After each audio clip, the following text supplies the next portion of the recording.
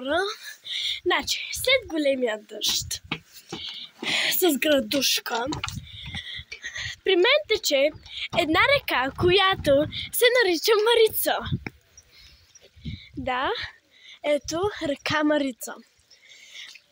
Така, сега не мога да ви снимам всичко как скачам, например, защото няма къде да се обърна камерата.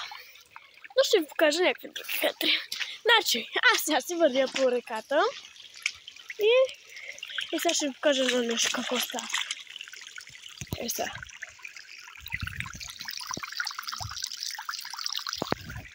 Марица.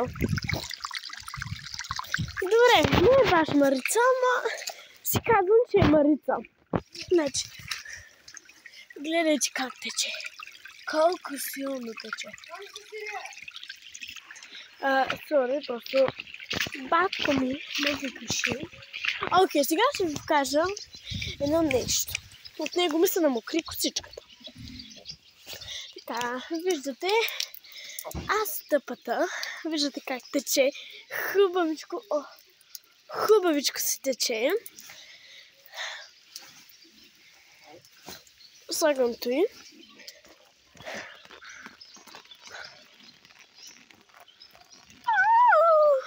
Цялата под... О, не! Цялата се намокри. Хора. Сега искам да видя колко е бърза изобщо тази река.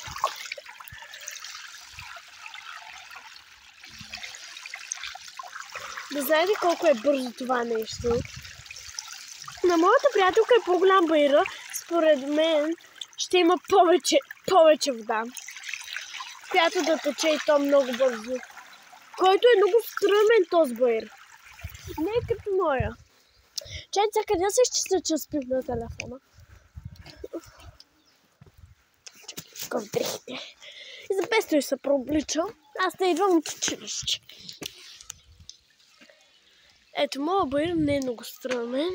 Ето, така. И се спускаш там. А пък нейният е направо е така права черта. Права черта, брато. Ами, пишете долу в коментарите, дали е ставало нещо при вас, дали имало такава река днес на 25 април 2024 година. 25 сме днеска, нали? Да, 20. Да, хора, 25 април. При вас беше ли така? Река да чете. Или направо е така. Значи, колкото борджура, такава вода имаш ли? Защото във Варна миналия път имаше до борджура. Но не съм много точно дали беше във Варна или някъде другаде. Ами аз се цумбуркам тук, да видите там как валеше направо и да видите тази рекичка Марица как се плуваше. Даже риби щяха да влязат вътре направо. Да видите. Ама, кой да се сети, тогава не бях снимала. Ами, си блех и си гледах YouTube. И не се досетих. Само да видите как гърмеше. Как валеше градушка.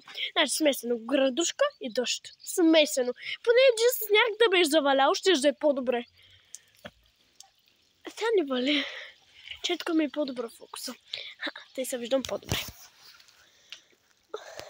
Марица, тече си нагоре-надолу.